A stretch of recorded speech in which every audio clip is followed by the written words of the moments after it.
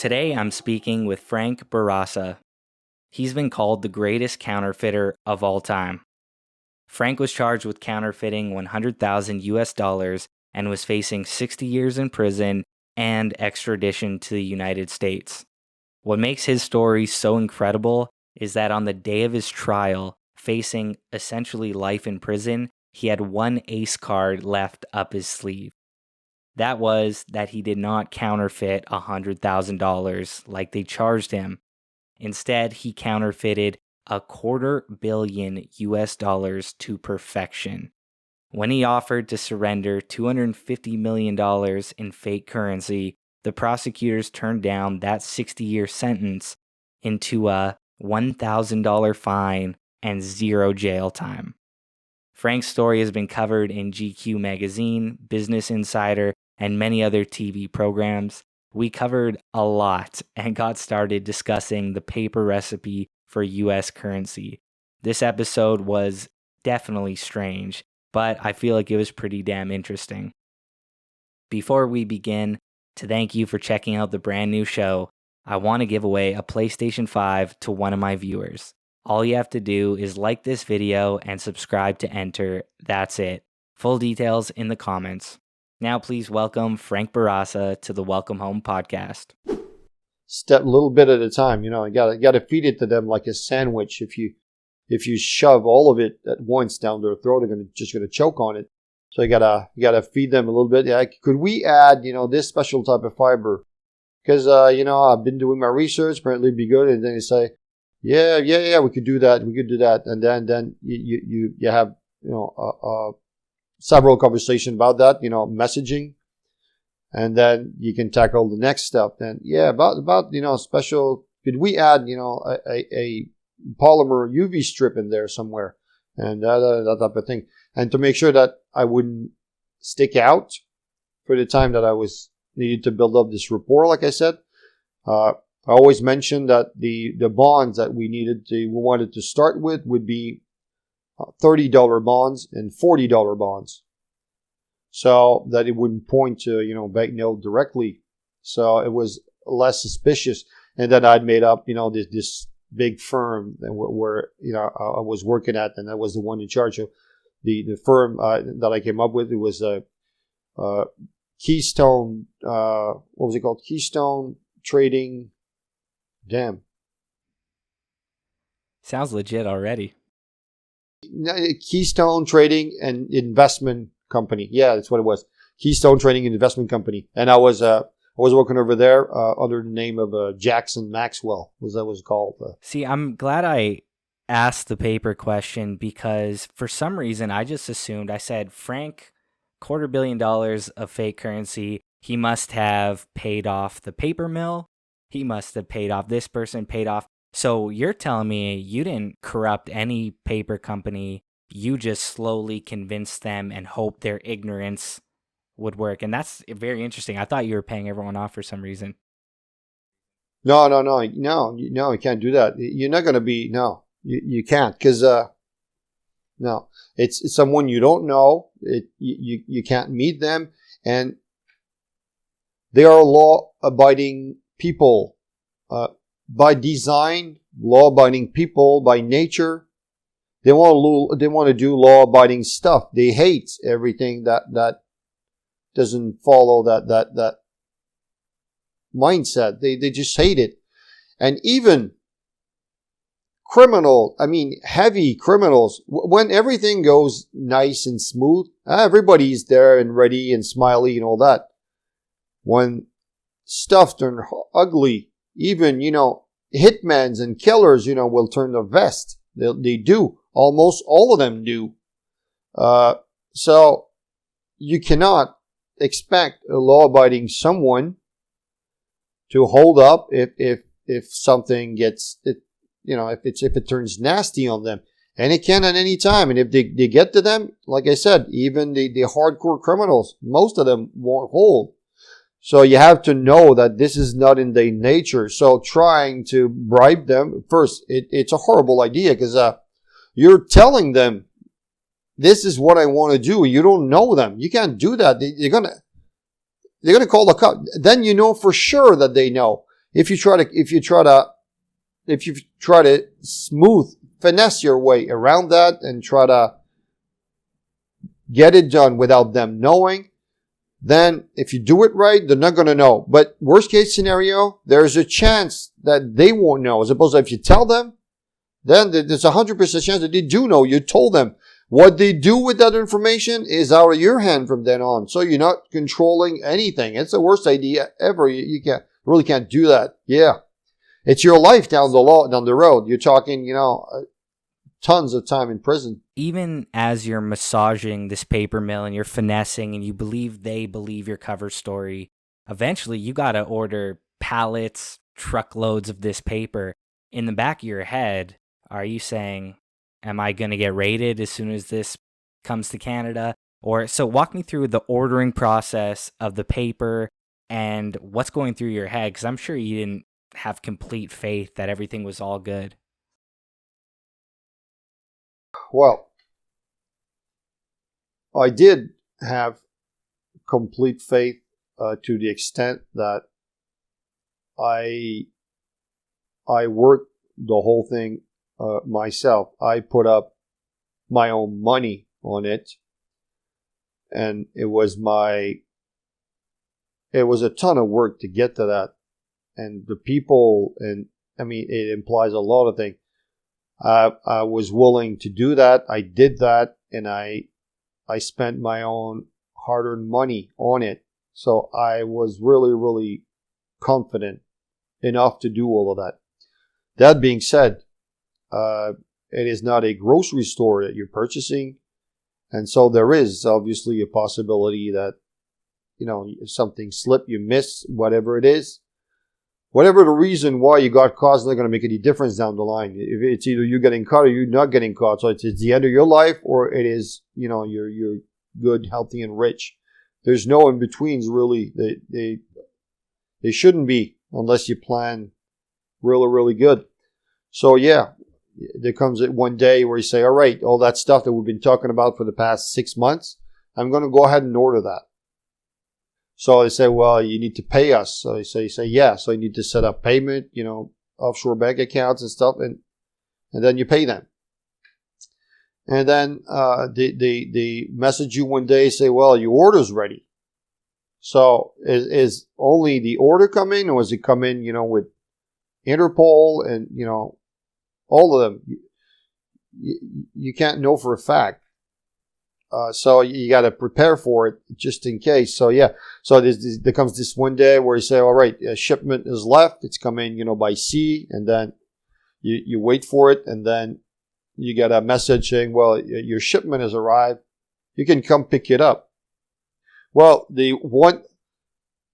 assuming that you did a perfect job up to that point where you're totally anonymous and, all you hit your track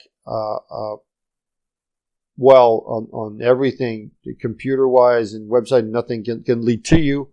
Well, now that this stops right there, because someone needs to go physically pick up that order. So if there's one point where they can get on you, even though they had no clue who you were before, it's right there.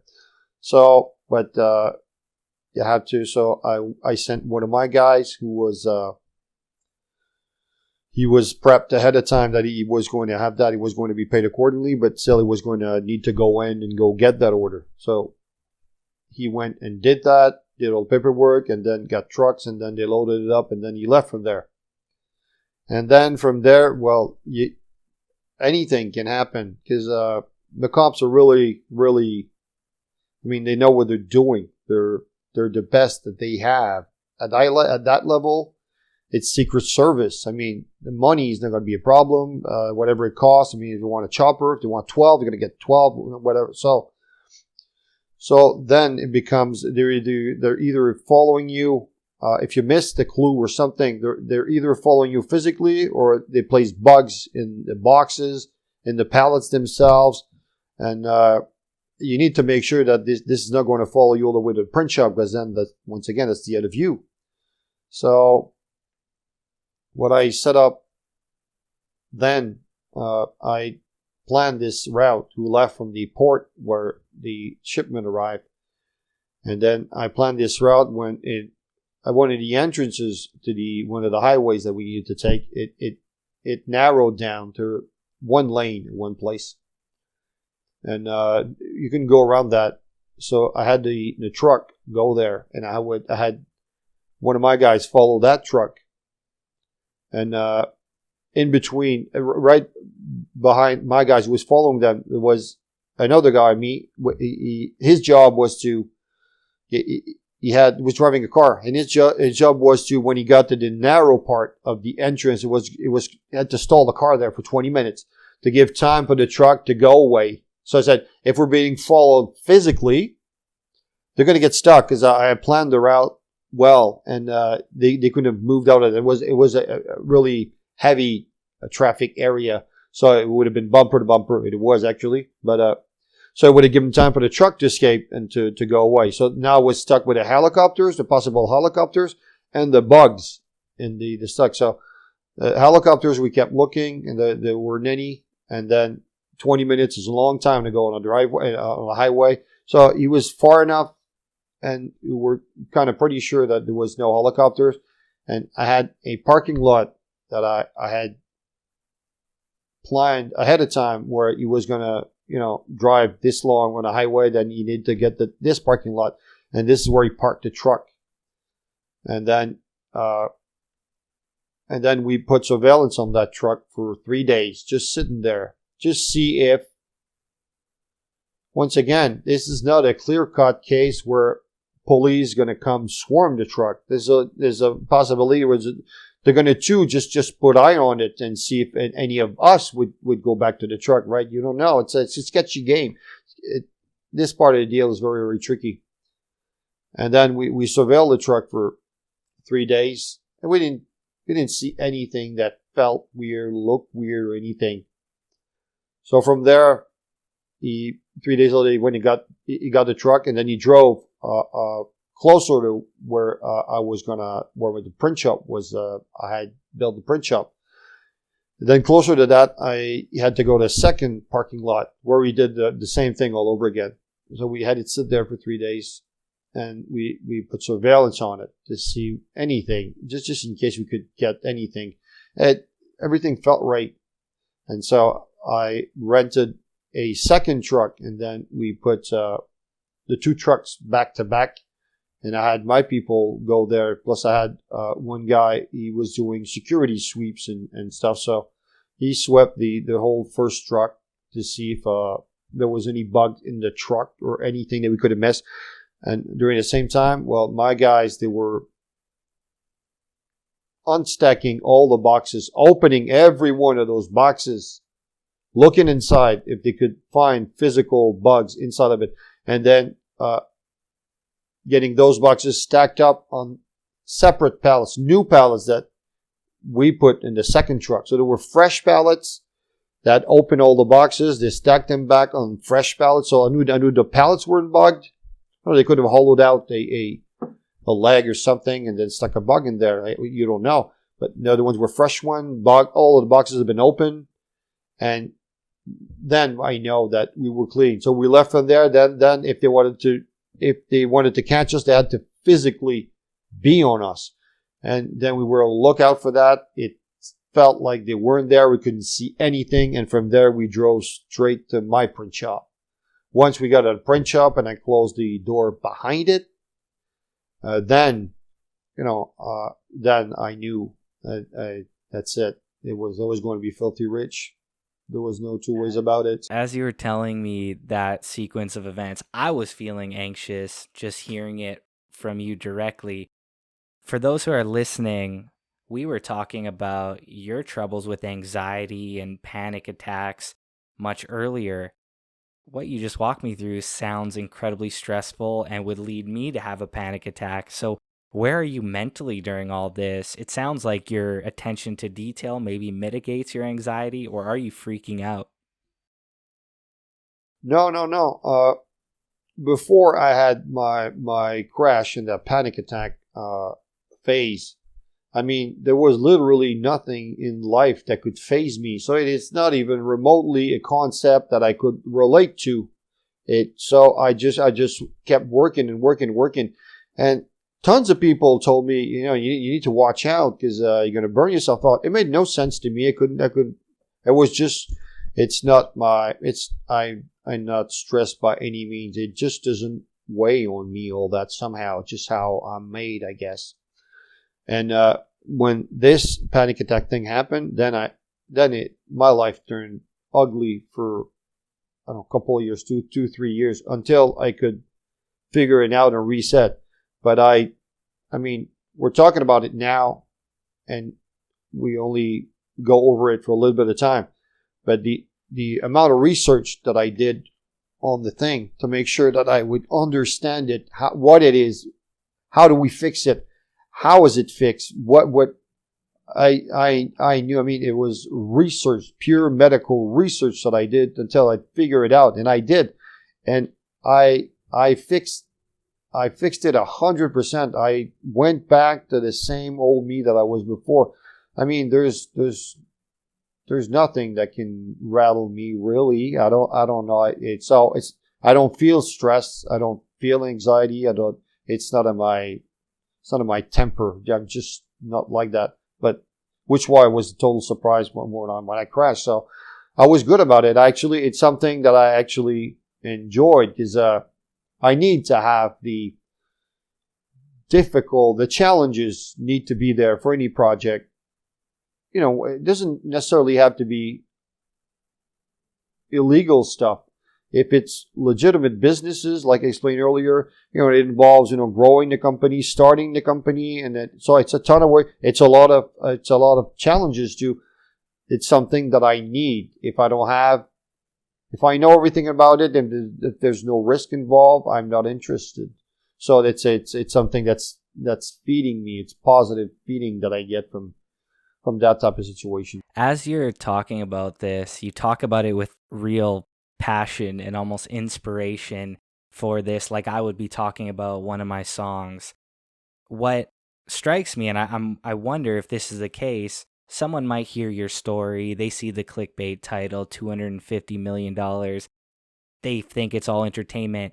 It kind of sounds like this was actually like a meaningful and creatively fulfilling project. You almost beyond crime, you were almost an artist in this way. Do you look at it like that? Like this was a meaningful and fun, fulfilling moment in your life?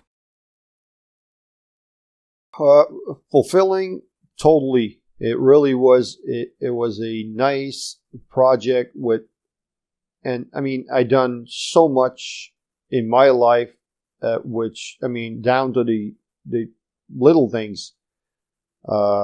We skipped over a lot of stuff, obviously, but in my life, I mean, but that imply risk, and real risk need to be present. Whether it's financial risk, it's the same thing. If you screw up, you get hit for real. This is what makes it needs to be real, and when it is, it's fulfilling and it's rewarding and it's meaningful because you tackle challenges that were real. If I don't have that, it's so fucking boring. I mean, it's beyond word.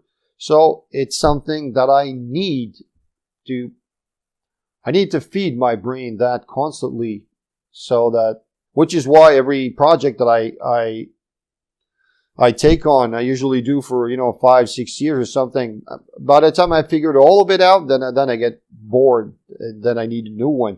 So yeah, this project, it was very much so, and the stakes were really, really high, a little bit too high, actually. I had researched it ahead of time, obviously, what the repercussions could be, and when the Secret Service were in my kitchen with me, it was a different moment that I had not anticipated at the time, because I was in Canada and I stayed in Canada, and I made sure I didn't send money down to the US because I know they put some of that in the news, like US was flooded with that. It wasn't, because I made sure that everything would be sold overseas, because I didn't want to flood the U.S. because I know they're the little guy, little mom and pop shop. Whatever they get caught with, it's a loss for them. They're taking risk. They're working the business. They're trying to, like the rest of us, they're getting up in the morning because they want to be happy. They want to, grow. They want to have something rewarding, meaningful, and all. It's real risk for them too. Same as me. I respect that a ton. I'm not gonna drop $250 million on them for them to hit losses. So I made sure it wasn't like that. So I didn't expect the U.S. to get involved. So all that to say, the risk was there, so it was rewarding. And it was a nice project, but it wasn't fun specifically because it was a ton of work. It was just work. It's what it was for a long time. I mean, it's like you have to recluse yourself. You have to have a life of monk and research and constantly. And so it's really serious stuff. It's not, partying and, going crazies and chicks and stuff. It's not like that. It wasn't for me. It was all about work. I was focused. It was nice focus, healthy focus. It was a very, really meaningful project in that sense, but it wasn't easy and fun. It's serious business. So speaking about the moments of rewards or that fulfilling moment as an artist in your case, for me, if I make a song, it's great in the moment, I'm focused, but that moment of fulfillment is when it comes out, it's finished, the public gets to see it, and I get to feel like, wow, my art is out there. For you, going back to now you have the paper, it's going to your print shop, what's the feeling of the first perfect bill that you make? Because I'm sure there was a lot of ruined bills, things weren't perfect off the jump. What does it feel like to have like the perfect bill where you said, wow, I mastered this? Well, this, sure. This part was really, it was a very nice sight to see that. But this is gonna sound strange a little bit. But the peak of the excitement that I felt with this project, which is the same thing for every project I get on, really. The peak of the excitement that I had was when I got the idea of the red light. Then I needed to research the thing, see if I could, tackle every bit of it, make sure I could, like I said, wrap my head around everything that I needed to do. Once I had done this work, I said, right, this is what I need to tackle, and then I researched and I figured out every step to all of those long to-do lists. Then I knew I'd get it done. There was no way I wasn't going to do that. Then I knew the highest peak of excitement that I had was there. Then I knew it was done. There was no way. It wasn't a possibility. This is when I get my excitement with every project. When in my head, I can fit all the pieces. This is when I get the excitement. It really is. But that being said, even though seeing the first sheets of banknote coming out, it wasn't a surprise. It was still a very, very pleasing sight, obviously, because when you print that, I mean, it spews out money, maybe a ton. It's $100 a second that it prints non-stop. It just spews out of the print, out of the presses. It never ends. It just stacks and stacks and stacks and stacks. It never ends. So it's a really, really nice sight, obviously, because, and then you got people, do the finishing and the cutting and then the counting, strapping and all that. And so you bundle it up in boxes full. It's a very, very, very nice sight. And you do, it's not scrapping paper so much so that it's rather, you need to tweak everything to make sure that it's perfect. So you print with regular paper to adjust everything, make sure, it's all, hitting pixel on pixel, colors and all that type of thing. And then when you get to the real paper, the color would change a bit because the right banknote paper is not the same color. But all the rest, it's been fine tuned and all of that. So you just need to do a little color readjustment to make sure you got digital readers for that to make sure you're dead on, and then you're 100% exactly the same thing, and then you start the presses once, and then it just spews out money. It literally just spews out money from there. As you're figuring everything out yourself, paper, the printing techniques, all the security measures, there's a whole new side of this that now you're entering in where you have to deal with people you don't know. You have to find customers that are willing to purchase fake currency. So how do you start finding customers? Was it tough? What are you charging them? How do you start taking on this whole other side of the business? Well, like I explained at the beginning, the customer side of it is what I started with, because I wouldn't have gone through all of that without making sure that I had the client. So the heavy exporters that my friend went to say, hey, if I could get my hands on some of that, would you be interested? Say, yeah, fuck yeah, sure I would. Yeah. And so I had customers lined up ahead of time, and I would make sure to, stay in contact with them. That being said, I wasn't in contact with them directly. I had my crew who would stand between me and the customer, and between me and everything, basically. So you want to separate yourself from everything to try to, if anything's going to happen, chances are it's going to be either through clients or down in the street level, because somewhere down the line this money is going to get spent at everyday purchases. This is where it's going to end, wherever it is. So it's more probable that any investigation is going to start from the street level type thing, and then it's going to come up. So you got to separate yourself from everything. So you need to put people. I have it's a 3-tier thing for everything that I did. So if you send someone do something for you, if he gets caught, if it turns nasty, well, chances are he's gonna give you up, because he knows who you are. He knows this, and same thing that we mentioned before. If you get someone and you pay him to find someone to go do whatever it is that you need done, well, then if they get caught, well, let's say he doesn't hold up, he's going to give the other one up. This dude, he didn't do anything. He wasn't there. It wasn't implied. He wasn't close. So he's going to know that they can't possibly have a whole lot on him, because he really wasn't there. So he's at way lower risk of giving you, if you do that, and if you do that a third time, which is 3, my 3-tier system that I put for everything. It takes a lot of people to do that. So they catch the first one, let's say he doesn't hold, he's going to give the second one. The second one, even if he doesn't hold, even though he's not remotely related to whatever happened, he can only give the next guy up. I mean, he's what did he do? He did nothing. And then he would have to give you up. So this stops this whole thing from happening, so you hope, at least. So it takes, yeah. So what is the going rate for fake currency, and who is the clientele? How do they bring it back to their country? Are they shipping it in boxes? Is it going on private jets? Who are these people roughly, and how much do you charge, and how'd you find that figure?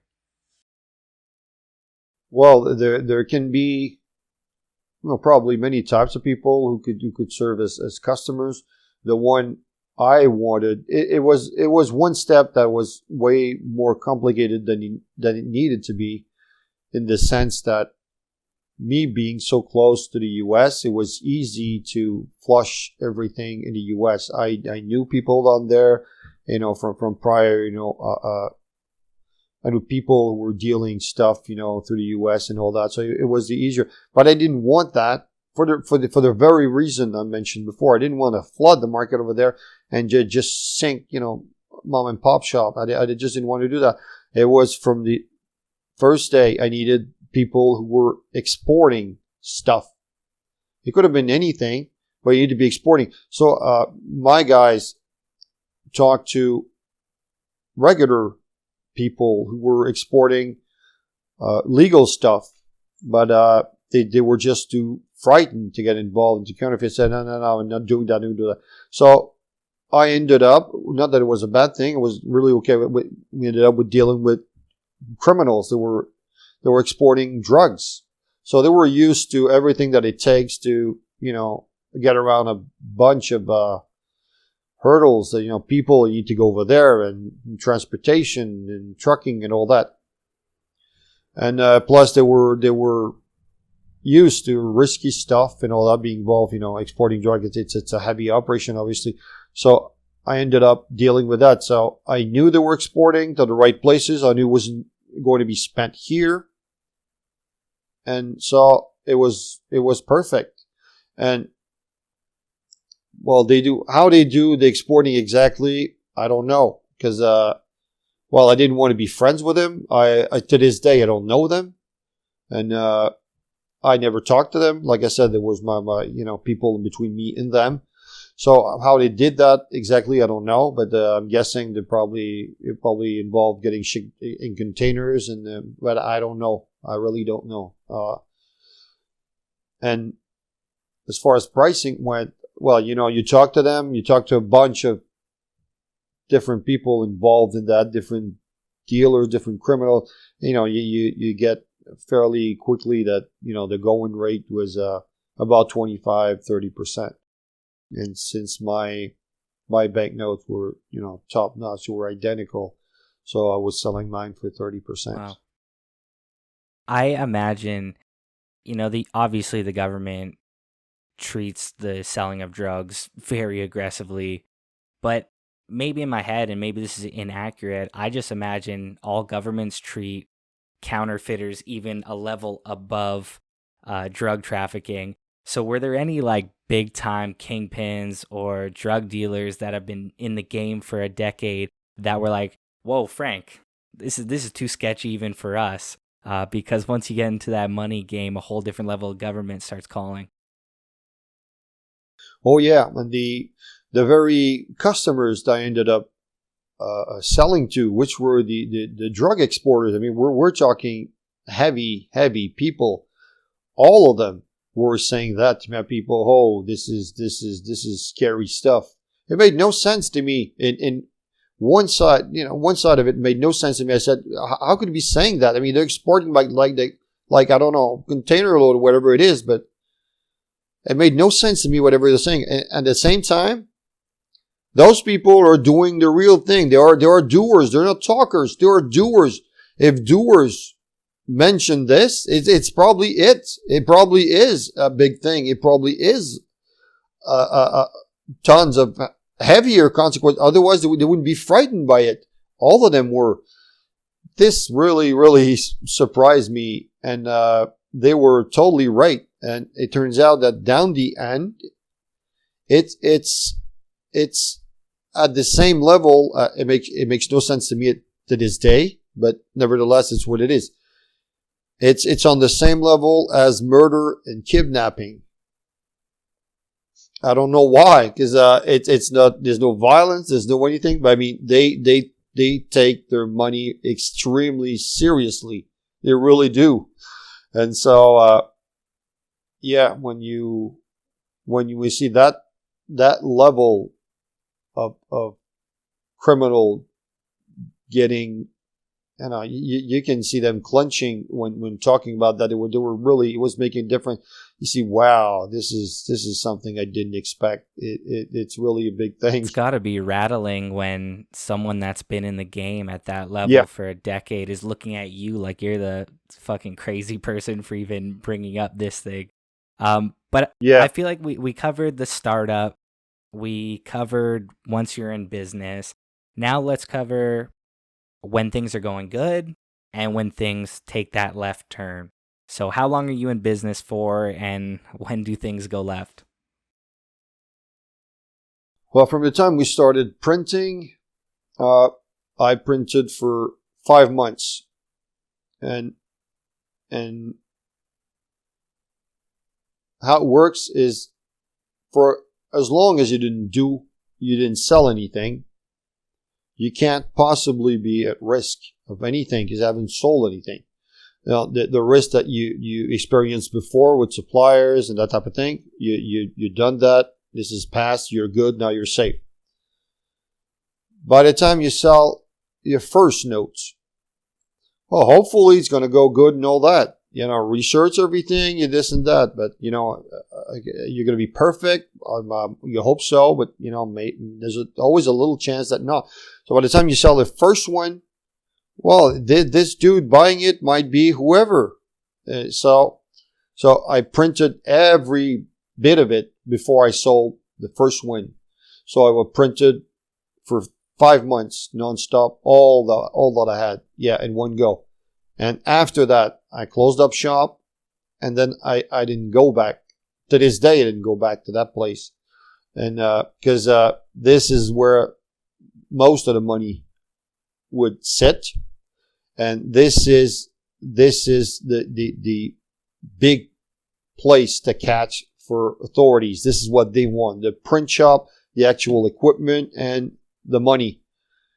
I didn't move most of the money out of my print shop because then there was a risk of it. So I had containers at different places that I put money into for my runners to go supply themselves, to go for the orders the clients would give them.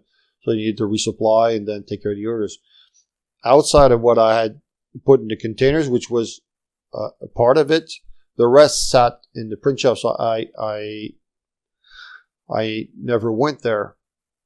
And after this was printed, I saw before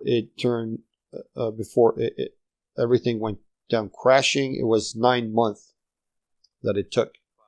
So it was 9 months of really, really good business. It was going great. It really was. And you hope that if you planned everything right for whatever it is that you can expect, you try to plan for the unexpected and all that. So you hope that you're going to be able to go for as long, all that you have.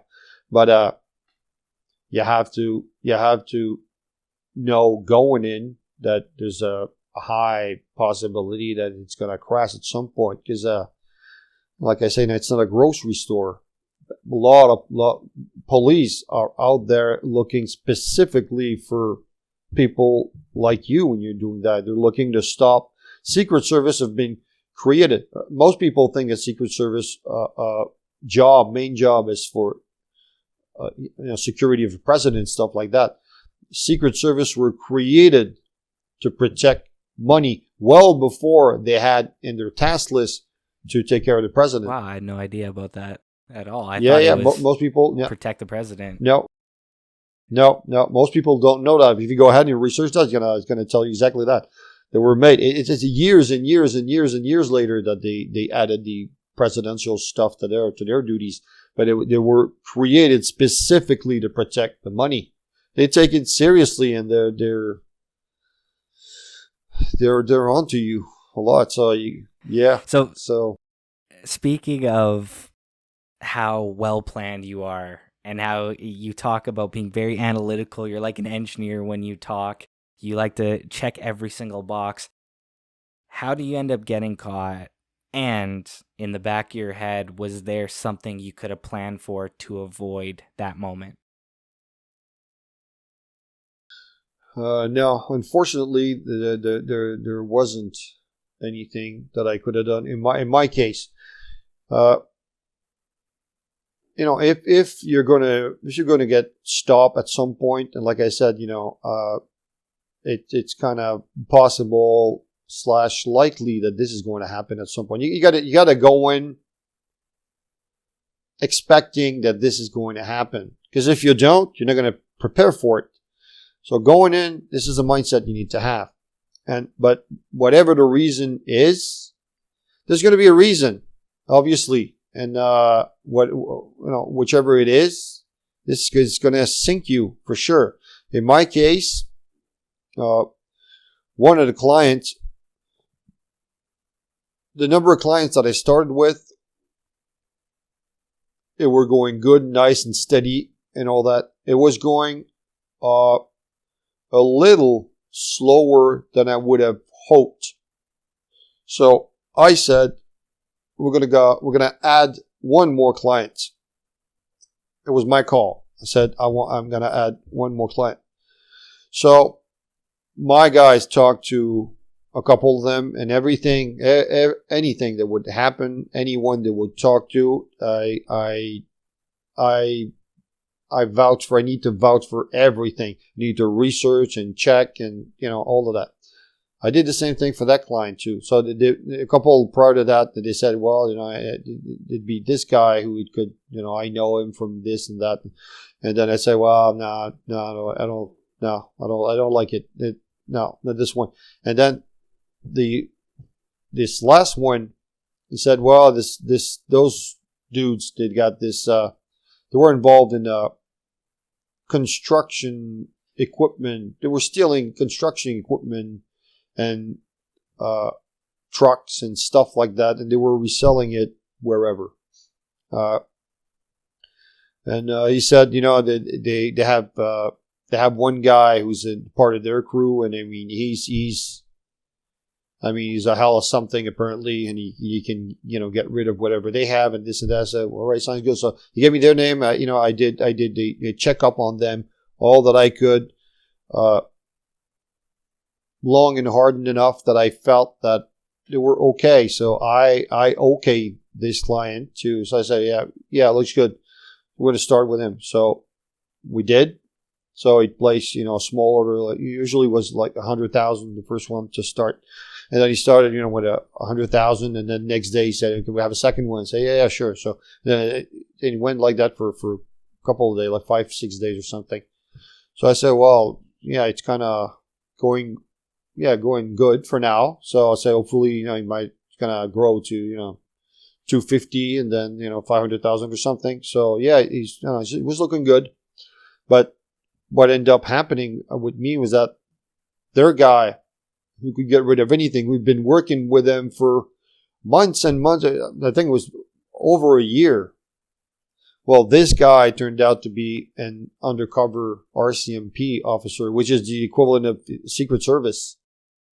I mean, no one could know about it. You just, there's no amount of researching you can lead. They're good. This is what they do. Undercover stuff is what they do. They're the best that we have. So all the research that I did, I didn't see it. I don't think I could have. And I okayed the thing. It's me. I said, let's try him out. And so this client went to, his guy was working with. He said, if I could have counterfeit money, would you be interested? The guy said, well, hell yeah. Sure I would. And, it must have been a hell of a party for them because they've been trying to track that counterfeit money for, a bit of time, months and months already. Because, they must have felt overjoyed for sure. But this is how, for me, it got caught. The guy was infiltrated. The client didn't know. He had no clue. And, from all the court paper stuff, that because I received all of it because it was part of my case.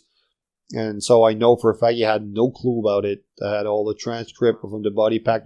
So he got arrested. He didn't know. He had no clue. So it wasn't his fault. It was nobody's fault. The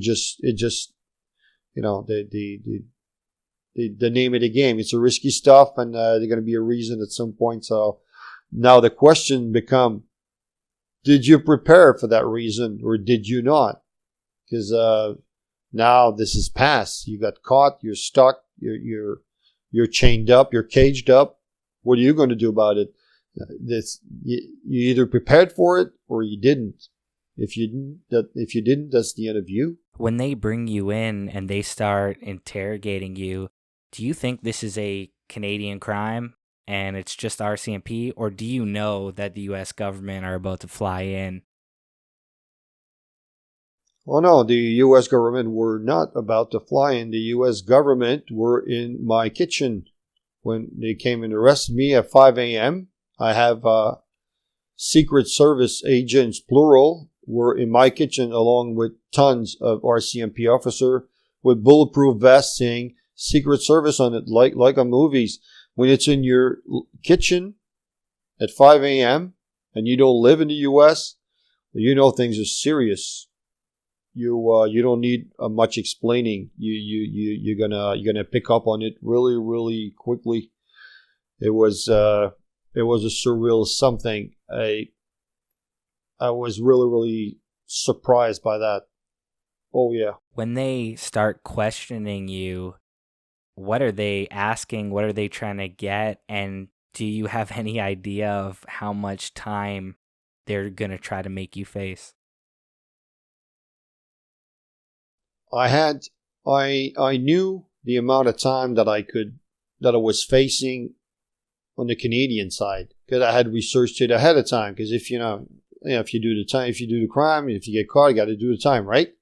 So ahead of time, I researched all of it. I knew what I was facing, and I was okay with it.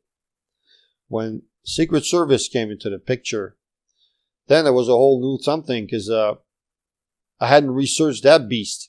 I didn't know what it implied. So they were going to extradite you to a U.S. court.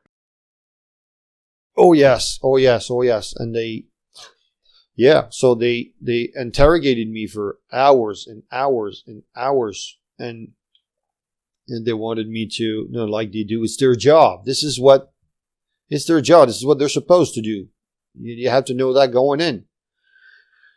And then they want to know, who's involved, who's doing what, and this and that. And you just can't do that, because once again, you have to know that going in.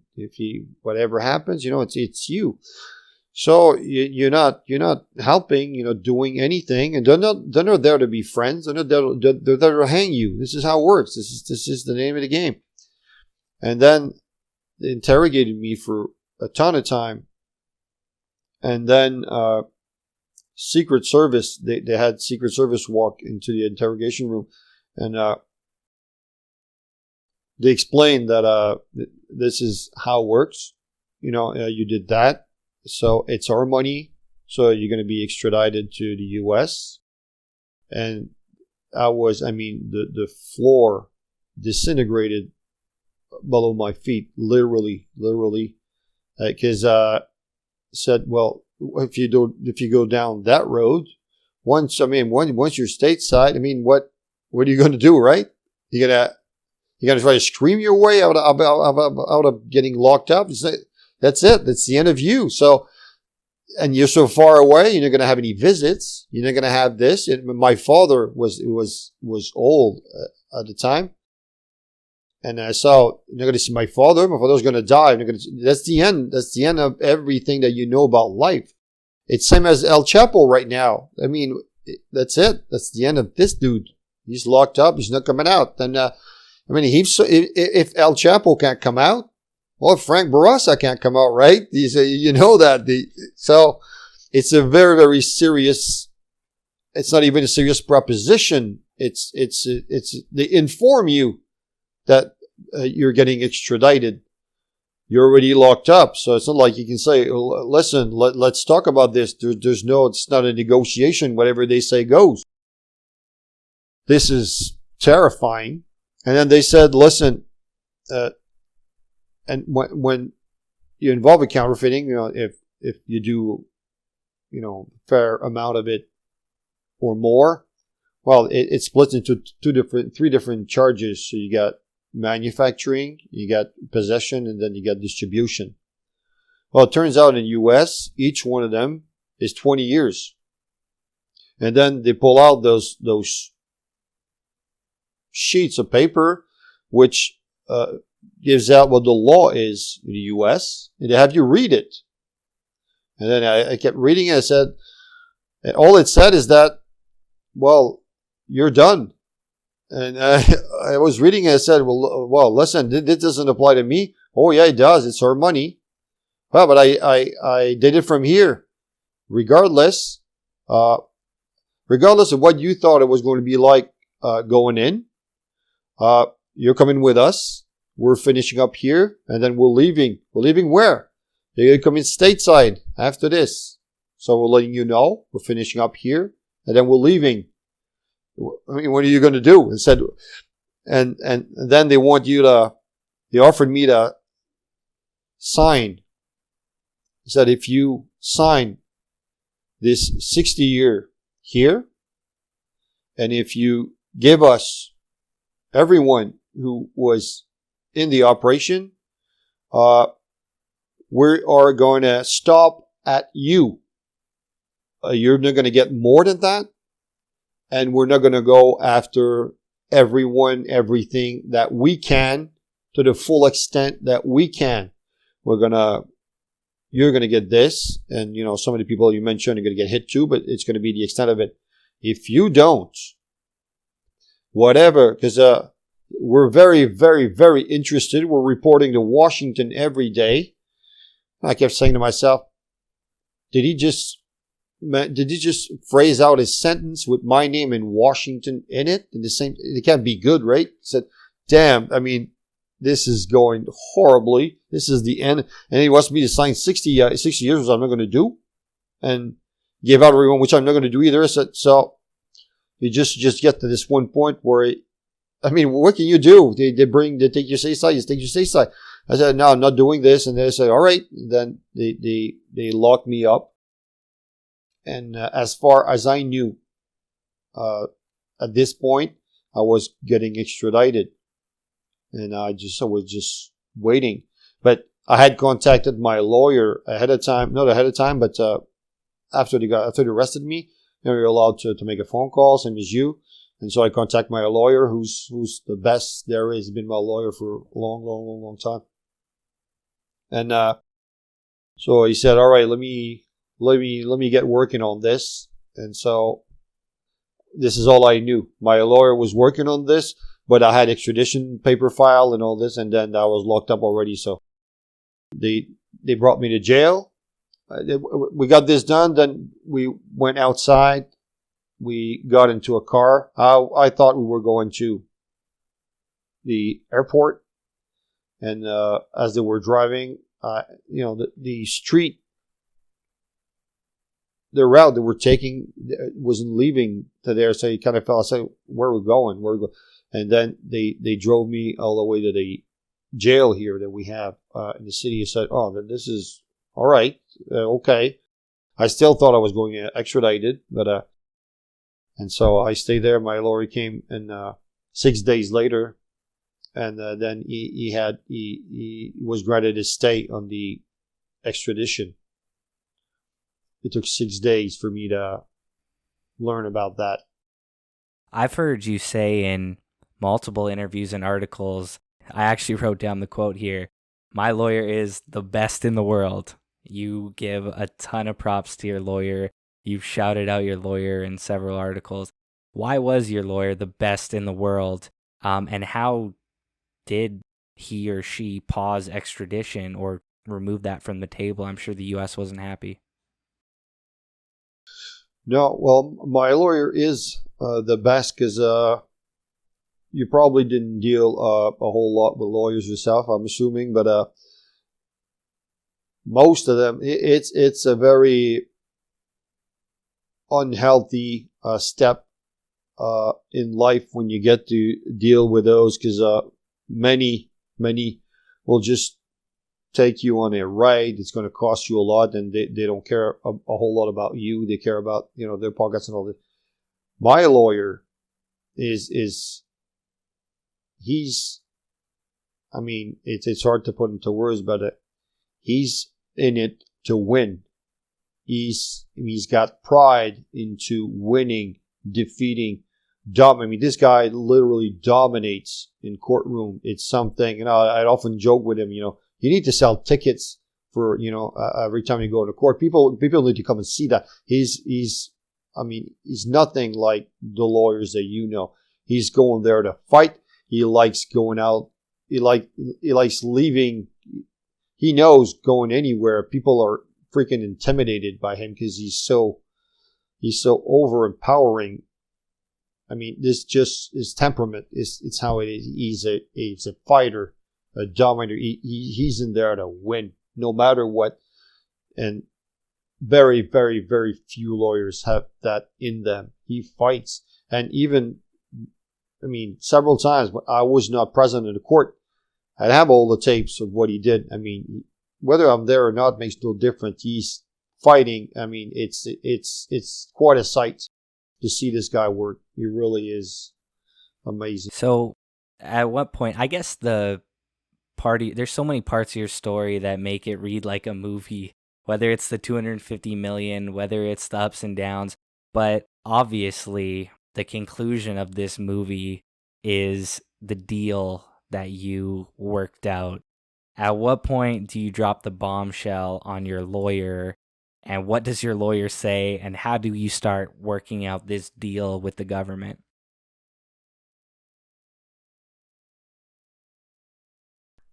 Well, I started with 60 years and extradition on me, which he was granted a stay, like I said.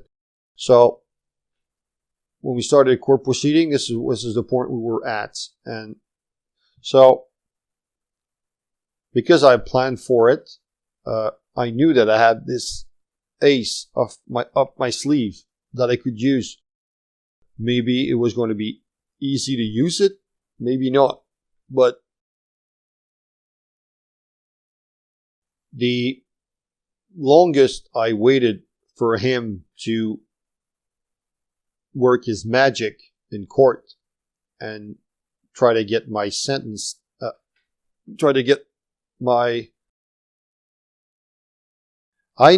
wanted to wait for as long as possible, because whatever, I'd say it'd take me from 60 years, and he got, once I got down to 20, for example, and then I'd come out of 20, I said, all right, I got this money I could give you.